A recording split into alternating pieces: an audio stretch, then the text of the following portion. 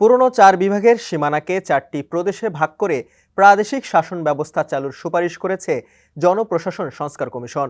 ক্ষমতার প্রত্যর্পণ বিবেচনায় দেশে বিশাল জনসংখ্যার পরিষেবা বাস্তবতা বিকেন্দ্রীকরণ করার লক্ষ্যে এই প্রস্তাব করেছে তারা। এছাড়া ঢাকা মহানগরের জনসংখ্যার ও পরিষেবার ব্যাপ্তির কথা বিবেচনা নিয়ে নয়াদিল্লির মতো ফেডারেল সরকার নিয়ন্ত্রিত ক্যাপিটাল সিটি গভর্নমেন্ট অর্থাৎ রাজধানী মহানগর সরকার গঠনের সুপারিশও করেছে এই কমিশন। এই বিষয়ে সমকাল সংবাদ পর্যালোচনায় আজকে আমাদের সঙ্গে যুক্ত আছেন সমকালের সিনিয়র রিপোর্টার দেলোয়ার হোসেন। তার কাছ থেকে বিস্তারিত জানবো। আর সঙ্গে আছি শাহাদাত তনিম। দেলোয়ার হোসেন, সংবাদ পর্যালোচনায় আপনাকে স্বাগত জানাচ্ছি। ধন্যবাদ আপনাকে। 4টি বিভাগকে প্রদেশে করার প্রস্তাব দিয়েছে সংস্কার কমিশন। এই বিষয়ে আপনার কাছ থেকে একটু বিস্তারিত জানতে চাই। যে জনপ্রশাসন সংস্কার কমিশন আমাদের 4টি প্রদেশ করার আলাদা প্রস্তাব দিয়েছে।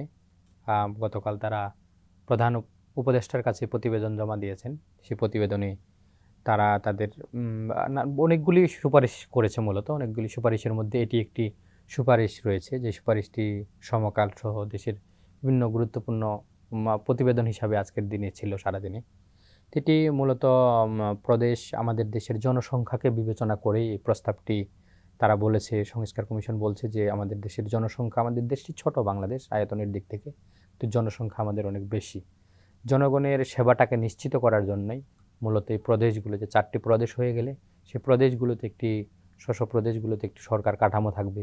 সে সরকার কাঠামো সংশ্লিষ্ট প্রদেশের সেবাগুলো নিশ্চিত করবে, নাগরিকের যে চাহিদাগুলো তারা যথাসময়ে দিতে পারবে। এই চিন্তা রেখেই তারা এই বিষয়টি বলছে। একই সাথে কিন্তু আমরা আমাদের প্রতিবেদনও এটা আজকে যে সরকার গঠনের জন্য নয়াদিল্লির যে একটি গভর্নমেন্টের যে ক্যাপিটাল সিটি গভর্নমেন্ট, রাজধানীর মহানগর সরকার, সেটির কথাও বলা হয়েছে যে মহানগর সরকার এটি আলাদা করে গঠন করা, যেন মহানগর আর আমাদের দেশের যে রাজধানী মহানগরটা কিন্তু একটু ব্যতিক্রম। যে আমাদের আশপাশের যে উপজেলাগুলি রয়েছে, সাভার, কেরানীগঞ্জ সহ আশপাশের উপজেলাগুলি রয়েছে, সেগুলোকে নিয়ে একটি আলাদা সরকার ব্যবস্থা করার কথা বলেছে।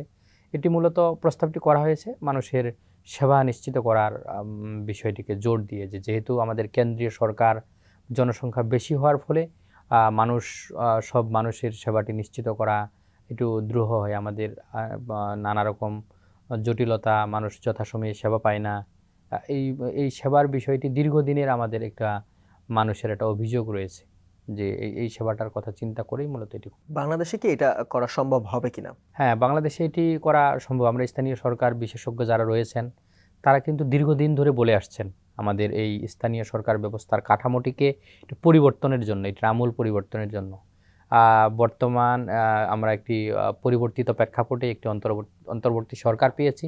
সেই সরকার এগুলো নিয়ে কাজ করেছে। তো স্থানীয় সরকার বিশেষজ্ঞ যারা ছিলেন তারা এইগুলোর সমালোচনা করে আমাদের স্থানীয় সরকার, উপজেলা পরিষদ, জেলা পরিষদ, পৌরসভা, ইউনিয়ন পরিষদ, এগুলো আমূল পরিবর্তনের জন্য দীর্ঘদিনের প্রস্তাব ছিল। তো এটি আপনি যেটি বলছেন যে এটি বাস্তবায়ন করা সম্ভব হবে কিনা, যেহেতু আমাদের জনসংখ্যা অনেক বেশি, এটা বাস্তবায়ন করা সম্ভব। তবে এটি আরও প্রতিবেদনটি জমা দিয়েছেন, আরও পর্যালোচনার বিষয় আছে। ঠিক যদি এটা বাস্তবায়ন করতে যাই তখন এটি কিভাবে ভালো করা যায়। যে উদ্দেশ্য তো মানুষ জনসেবাটাকে নিশ্চিত করা, মানুষের কল্যাণটাকে নিশ্চিত করা। সো এখানে মানুষেরও আমরা জনগণ মতামত দিতে পারে যে তারা আসলে এই প্রদেশকে কীভাবে ভাবতেছে। যদি এটা আরও এটাকে ভালো করার জন্য কোনো প্রস্তাব থেকে থাকে সেগুলো যুক্ত করতে পারে। তবে এই প্রস্তাবগুলি অন্তর্বর্তী সরকারকে সময় নিয়ে আরও ভাবতে হবে। এই জন্য কিন্তু একটি ঐক্যমত্য কমিশনও গঠনের ঘোষণা দিয়েছেন অন্তর্বর্তী সরকার, যে এই সুপারিশগুলো যে জমা হয়েছে এই সুপারিশগুলো নিয়ে ঐক্যমত্য কমিশন আবার এগুলো নিয়ে কাজ করবেন, এবং এগুলো থেকে যেইগুলো আসলে মানুষের জন্য বা দেশের জন্য কল্যাণ করে সেগুলো তারা বাস্তবায়ন করবেন। দেলোয়ার হোসেন, আপনার প্রতিবেদনে আরেকটি বিষয় উঠে এসেছে যে জেলা পরিষদ বাতিলের প্রস্তাব এসেছে এবং জেলা প্রশাসকের কাছে মামলা নেওয়ার একটি ক্ষমতার প্রস্তাব দেওয়া হয়েছে। এই বিষয়ে আপনার কাছ থেকে একটু বিস্তারিত জানতে চাই। যে এই যে জেলা পরিষদের প্রস্তাবটি ক্ষমতাটা কমানো বা এটাকে বিলুপ্তি আসলে দীর্ঘদিন ধরে স্থানীয় সরকার বিশেষজ্ঞরা বলে আসছিলেন। আমাদের দেশে যে জেলা পরিষদের যে প্রস্তাবটা, যেটা বিলুপ্তির কথা বলা হয়েছে, এটা কিন্তু আসলে কার্যকরী, এটা সরাসরি জনগণের কোনো ভোটে নির্বাচিত হতো না। জেলা পরিষদের যারা প্রতিনিধি নির্বাচিত হয়, জনপ্রতিনিধি যারা নির্বাচিত ছিলেন তাদের ভোটে নির্বাচিত হয়। এটা একটা যুক্তি হিসাবে বলেছে যে এদের কার্যকরী। আবার এখানে যে রাজস্ব একটি স্থানীয় সরকারের মধ্যে কিন্তু পরিচালনার তার একটু সক্ষমতার প্রয়োজন হয়, সেখানে একটা রাজস্ব আয়ের একটা ক্যাপাসিটি থাকতে হয়, দক্ষতা থাকতে হয়। আমাদের দেশের জেলা পরিষদগুলো বেশিরভাগই এরকম তাদের নিজস্ব আয় মানে অর্জন করার ক্যাপাসিটি বা তাদের দক্ষতা সেই সুযোগটি নেই। সেটাকে বিবেচনা করেই বলেছে যে যেহেতু একটি স্থানীয় জেলা পরিষদের স্থানীয় সরকারের শীর্ষ কাঠামো বলা যায় জেলা পরিষদকে, কিন্তু সেটা আসলে কার্যকর বলা যায় না এক অর্থে। জেলা পরিষদের চেয়ারম্যান বা অন্যান্য অনেক মানুষ আসলে জেলা পরিষদের সিস্টেমটা কি বা জেলা পরিষদ আসলে কি কাজ করে এটাও অনেকে জানে না। আসলে এরকম একটি স্থানীয় সরকার ব্যবস্থার মধ্যে যেটি মানুষ জানে না, যেটি মানুষের, অথচ একটি জেলা পর্যায়ের সর্বোচ্চ যেহেতু জেলা পর্যায়ের চেয়ারম্যান, জেলা পরিষদের চেয়ারম্যান, সেটা নিঃসন্দেহে এটা সবার উপরে হওয়ার কথা, সেটা মানুষ জানার কথা, সেবাগুলি বেশি বেশি মানুষ বোঝার কথা, তো মানুষ জানে না। তাহলে তো আসলে এই প্রস্তাবটি যৌক্তিকই মনে হচ্ছে। কিন্তু আমি আগেও বললাম যে আসলে এই প্রস্তাবগুলো আরও একটু পর্যালোচনা করে মানুষের মতামত আরও নেওয়া, মানুষকে আরও প্রাধান্য দেওয়া, যেহেতু এগুলো মানুষের জন্য করতে চাওয়া, এবং একটি এখন এই অভ্যুত্থানটি আসলে ছাত্র জনতা মানুষের চাওয়ার একটা আমরা মাঝে মাঝেই প্রতিবেদন করতে গিয়ে এই জিনিসগুলো দেখছি যে এই সরকারের কাছে মানুষের বিপুল প্রত্যাশা, মানে বিপুল প্রত্যাশা, এটিকে নিশ্চিত করতে হলে অবশ্যই মানুষের মতামতকে গুরুত্ব দিতে হবে। আরেকটা বিষয় এখানে বলা হয়েছে যে ডিসিদের মামলা নেওয়ার ক্ষমতা, এটি একটু মানুষের আসলে জনগণের জন্য ভালো। জনগণ, আমরা জানি যে একটি জিডি করতে গেলে থানায় আমরা কীরকম ভোগান্তির শিকার হই, যদিও অনলাইন জিডি ব্যবস্থা চালু করেছে, তারপরেও কিন্তু আমাদের এটা মানুষ করছে। এটা মূলত সহজ করার জন্য, যেন মানুষ সিভিল সার্ভিসকে খুব সহজে রিচ করতে পারে আইন শৃঙ্খলা বাহিনীর চেয়েও। এই জায়গা থেকে এটি করা হয়েছে যে মানুষ যেন খুব সহজে জেলা প্রশাসকের কাছে গেলে উনি একটু পর্যালোচনা করে দেখে, তবে এই বিষয়গুলি সুপ্রিম কোর্টের সাথে পরামর্শের ভিত্তিতে করার কথা বলা হয়েছে। একই সঙ্গে যদি এটা করা হয়ে থাকে তাহলে মানুষের মামলার যে একটা চাপ, আমাদের দেশে কিন্তু এটা বড় জলিটাতে হিউজ পরিমাণ মামলা, আমাদের মামলার জট বেঁধে আছে, হাজার হাজার লাখ লাখ মামলা আমাদের জট বেঁধে আছে। এই মামলাগুলি দ্রুত নিরসন করা। কুমিল্লা এবং ফরিদপুরকে বিভাগ গঠনের প্রস্তাব দেওয়া হয়েছে, এই বিষয়টি একটু জানতে চাই। এটাও করা হয়েছে যে আমাদের প্রশাসনিক যে প্রদেশ করার বিষয় চিন্তা যেমনটি করা হয়েছে, যে এখানেও এটা আমাদের ব্যবস্থাটাকে আরও নিশ্চিত করা। 8টি বিভাগ, মানে কমিশন মনে করছে যে যদি 10টি বিভাগ হয় তাহলে আমাদের যে বিভিন্ন প্রশাসনিক ব্যবস্থাপনাগুলি আছে এগুলো নিশ্চিত করা, নিয়োগ বা অন্যান্য সুবিধাদি ভৌগোলিক অবকাঠামোর দিক থেকে বিবেচনা করেই প্রস্তাবটি করা হয়েছে, যে সেখানে মূলত এটাও নাগরিকদের সেবা নিশ্চিত করা, মানে শিক্ষার্থীদের কথা বিবেচনা করে চাকরি সহ অন্যান্য যে বিষয়াদিগুলো আছে এগুলোকে ভেবেই তারা এই সুপারিশটি করে। তবে ফরিদপুর এবং কুমিল্লাকে বিভাগ করার কথা কিন্তু দীর্ঘদিন ধরে আলোচনায় আছে, এবং এটা আরেকটি বিষয় আলোচনায় আছে, নোয়াখালীও বিভাগ করতে চাচ্ছে। ওখানকার অনেক মানুষ কিন্তু এটি দাবি নিয়ে প্রেস ক্লাবে অনেকদিন মানববন্ধনও করেছে। হ্যাঁ, এটা কথা আছে, কিন্তু এটা আসলে এই কারণেই আগের সরকার এটি করতে পারেনি যে নাম নিয়ে আসলে কি নাম রাখা হবে। কেউ চেয়েছে কুমিল্লা, কেউ বলছে ময়নামতি, আবার ফরিদপুরেও এরকম একটা জটিলতা আছে। এই নামের জটিলতার কারণে প্রশাসনিক সংস্কার কমিটিতে এটা নিয়ে বেশ কয়েকবার আলোচনা হয়েছে।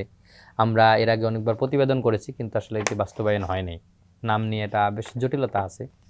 এখন এটাও আলোচনা করতে হবে মানুষের, যেহেতু এটা জনগণের জন্য করতে চাওয়া। এটা তো আসলে যখন যারা দায়িত্বে থাকেন তারা কিন্তু নিজের জন্য কিছু করবেন বিষয়টি এমন না যে এটা তার, তিনি যখন দায়িত্ব থেকে চলে যাবেন এটা তার না, এটার জন্য উপকৃত এবং ক্ষতি এবং উপকার এটা কিন্তু যারা ওইখানকার মানুষ তাদের এটা হবে।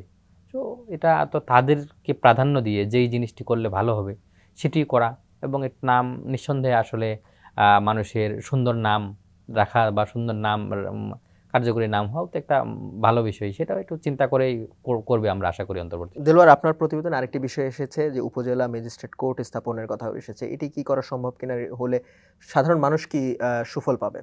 জি হ্যাঁ, আমরা এই যে জেলা ডিসিদের বিষয়টি আমরা যেভাবে বললাম, উপজেলা পরিষদেও ঠিক এরকম একটি বিষয়, যে এখানে আমাদের আসলে এই যে থানার যারা ওসি আমরা যাদেরকে, এটা নন ক্যাডার কর্মকর্তা একজন দায়িত্ব পালন করেন, এবং অনেক সময় দেখা যায় নিচের পদ থেকে প্রমোশন পেয়ে ওসি হিসেবে দায়িত্ব পালন করেন।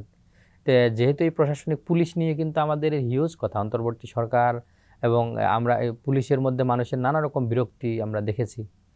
এই জিনিসগুলোকে চিন্তা করে পাশাপাশি ওইখানে যে ম্যাজিস্ট্রেট কোর্ট যদি চালু করা হয়, এই জন্য তারা একজন সহকারী পুলিশ সুপার নিয়োগের কথা বলেছেন, ক্যাডার সার্ভিসের একজন কর্মকর্তা, তিনি এই বিষয়টাও মূলত যেন ওসিদেরকে একটু দেখভালের বিষয়টা করা, ম্যাজিস্ট্রেটি কোডের মধ্যেও কিছু জিনিসকে গুরুত্ব নিয়ে নিষ্পত্তির বিষয়গুলোকে করা, এটাও মানুষকে গুরুত্ব দিয়ে তাদের বিষয়গুলি সহজে সমাধানের জন্যই মূলত করেছেন। এবং আমরা আশা করি এটা একটা ভালো উদ্যোগ যে যদি একজন ক্যাডার সার্ভিসের কর্মকর্তা উপজেলা পর্যায়ে, এটাও দীর্ঘদিন আলোচনা ছিল, মানে চিন্তা করতো, কিন্তু যারা ওসি তারা তো যেহেতু ক্যাডার নন ক্যাডার একটা দীর্ঘদিনের দ্বন্দ্ব ছিল যে তারা চায় না উপজেলা জেলা পর্যায়ে বা থানা পর্যায়ে ক্যাডার সার্ভিস কর্মকর্তারা আসুক।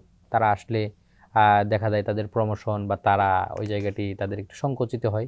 তবে আওয়ামী লীগ সরকারের আমলে থানায় আগে থাকতেন ইন্সপেক্টর লেভেলের কর্মকর্তা থাকতেন একজন, এখন অনেক থানাতে 3 জনও আছেন। পদ কিন্তু বেড়ে গেছে, তাদের দেখা যায় একজন সরাসরি ওসি হিসাবে দায়িত্ব পালন করেন, একজন ওসি তদন্ত হিসাবে পালন করেন, আরেকজন ওসি অতিরিক্ত থাকেন। যেমন সাভার উপজেলায় কয়েকদিন আগে আমি একটি ঘটনার কাজ করতে গিয়ে দেখেছি যে তারা 3 জন ইন্সপেক্টর দায়িত্ব পালন করছেন, সবাই একই পদের কাছাকাছি। তো এদেরকে এরকম যদি হয়ে থাকে সেখানে একজন মানে ক্যাডার সার্ভিসের কর্মকর্তা দায়িত্ব পালন করা ভালো।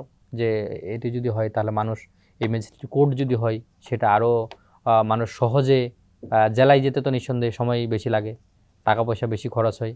মানুষ যদি তার বাড়ির পাশে সহজে সেবাটি পায়, এটা অবশ্যই ভালো হবে। এবং এখানে কিন্তু নামেরও পরিবর্তনের কথা বলেছে, যে জেলা প্রশাসকদের নাম এবং উপজেলা পর্যায়ে যে ইউনো থাকেন তাদেরও নাম পরিবর্তন না, বা যে সরাসরি আমরা আসলে মিল পেত না মানুষ যে ডিসি বা জেলা প্রশাসক, আসলে এটার সাথে তো মেলা হয় না। জেলা প্রশাসক কিন্তু নাম হলো ডিসি। তো এটাকে ডিসিটাকে মিল করার জন্য এটা একটু ভালো হয়েছে যে মানুষের দীর্ঘদিনের এটা মিল খুঁজে পেত না, কারণ ডিস্ট্রিক্ট ম্যাজিস্ট্রেট বা এটাকে মিল করে তারা বলছে যে ডিস্ট্রিক্ট মানে ডিস্ট্রিক্ট কমিশনার এবং সাব ডিস্ট্রিক্ট কমিশনার ইউনোদেরকে কথা বলছে। ইউনোদের নামটি বাদ, ইউনোর পদবিটি বাদ দিয়ে সেটাকে সাব ডিস্ট্রিক্ট কমিশনার এবং ডিসিদেরকে বলার কথা বলছে যে ডিস্ট্রিক্ট কমিশনার, তাহলে সেটার মিল আসে। অর্থাৎ থানা, উপজেলার ইউনো এবং ডিসি তিনটার একটা পরিবর্তন বলছে। এই জিনিসগুলো কিন্তু মানুষ মানে দীর্ঘদিনের আলোচনাই ছিল, মানে এটা কোনো মানে প্রাতিষ্ঠানিক বা একাডেমিক কোনো আলোচনা ছিল না, কিন্তু মানুষ প্রশ্ন তুলতো এই বিষয়গুলো নিয়ে। আর একটা বিষয় যেটা আপনি বলছিলেন যে এই ম্যাজিস্ট্রেটি কোর্টগুলো যদি এগুলো আসে, এবং এখানে কিন্তু এই কোর্টের সাথে ইউনোর আগে একটা সব দপ্তরগুলির প্রধান উনি একরকম চাপ নিয়ে থাকতেন, ওইখানেও কিন্তু একটা তাদের পরিবর্তনের কথা বলেছে যে ইউনোদের ম্যাজিস্ট্রেটি পাওয়ারদের সাথে তাদের সরাসরি যুক্ত হলো যে পরীক্ষা সহ এরকম 4-5টা কাজের সাথে তারা যুক্ত, কিন্তু তারা দেখা যায় কৃষি, খাদ্য, অনেক ধরনের কাজের সাথে যুক্ত। যেন উপজেলা কাঠামোতেও শক্তিশালী করার জন্য এবং উপজেলা পরিষদকে শক্তিশালী করার জন্য মানুষের দীর্ঘদিনের প্রস্তাব, স্থানীয় জনপ্রতিনিধিরা দীর্ঘদিন চাইতো যে উপজেলা পরিষদ বলা হয় মিনি পার্লামেন্ট। বাংলাদেশ যেমন সংসদ সদস্য আমরা বুঝি, একটি উপজেলাকে উন্নয়ন করতে হলে, এবং আমরা দেখছি যে উপজেলা পরিষদটি কিন্তু একটি সরকারের মানে মতো সব দপ্তরগুলো একসাথে, যে মানুষ গেলে যেন, এবং আওয়ামী লীগ সরকার এরকম করে কিছু কমপ্লেক্সও তৈরি করছে ওই সময় একটা প্রজেক্টের মাধ্যমে, যে ওই জিনিসগুলো যে এক জায়গায় গেলে মানুষ যেন সব সেবাগুলো নিশ্চিত হতে পারে, যেন সব সেবাগুলো পায়। তো এই ব্যবস্থাটাকে শক্তিশালী করলে মানুষ নিঃসন্দেহে উপকৃত হবে। ওইটার জন্য একটা উদ্যোগ নেওয়া হয়েছে যে উপজেলা পরিষদের চেয়ারম্যান এবং ভাইস চেয়ারম্যান পদটি বাদ দেওয়ার কথা বলা হয়েছে। এখানে ইউনোর ক্ষমতা কিছুটা কমিয়ে ওইখানে একজন সচিব, ইউনোর উপজেলা পরিষদে একজন সচিব নিয়োগের কথা বলা হয়েছে, সহকারী কমিশনার পর্যায়ে, সহকারী সচিব পর্যায়ের কর্মকর্তাকে।